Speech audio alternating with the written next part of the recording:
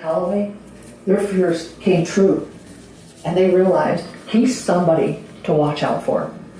And when we knocked on their door and sat down and told them that we know about these sexual assaults that occurred and many women are coming forward, and if they've been a victim, now's the time, because we're going to make sure that fear goes away forever. And they were willing to talk.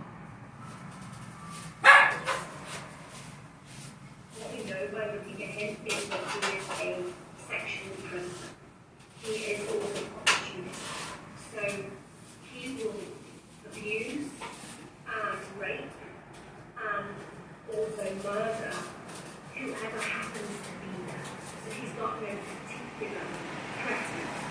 When we look at his victims, his youngest victim of sexual assault was 4 years old. His oldest was 30. So he has no preferred victim. He is willing to rape and abuse and sexually assault anybody who is unlucky enough to be close to him.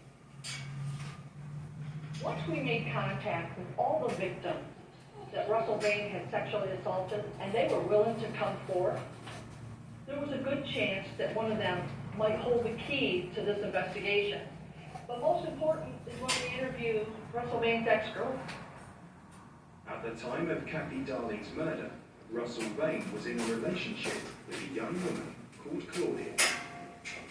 It was when she woke up that morning and was called on the phone to say that Kathy Darling was murdered. She told Russell Bain about that. The key point to this is when she explained to Russell Bain Kathy Darling was murdered and what are they going to do about the kids. She was thinking that the murder occurred to another Kathy Darling, who's a relative of the Darling family.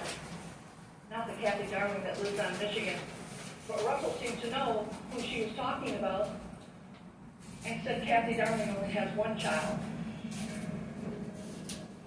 She always wondered, how did Russell Bain know which Kathy Darling I was talking about that was murdered?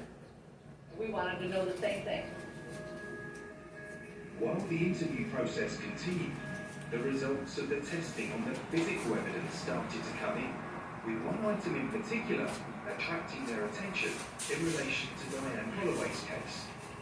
The washcloth that was found in John's apartment, it was up on the stove, and that was collected by the original detectives. And it had some brown spots on it, so we sent that in. And the crime lab determined that there were some profiles on that wash rag that were human. One was Diane Holloway, and the other two were males. It's the interpretation of the result that is going to be important. So if we've got, in this particular case, a washcloth, a piece of blood-stained cloth, that we can now apply DNA analysis to, we can generate a profile from that blood and ascribe it to a particular individual.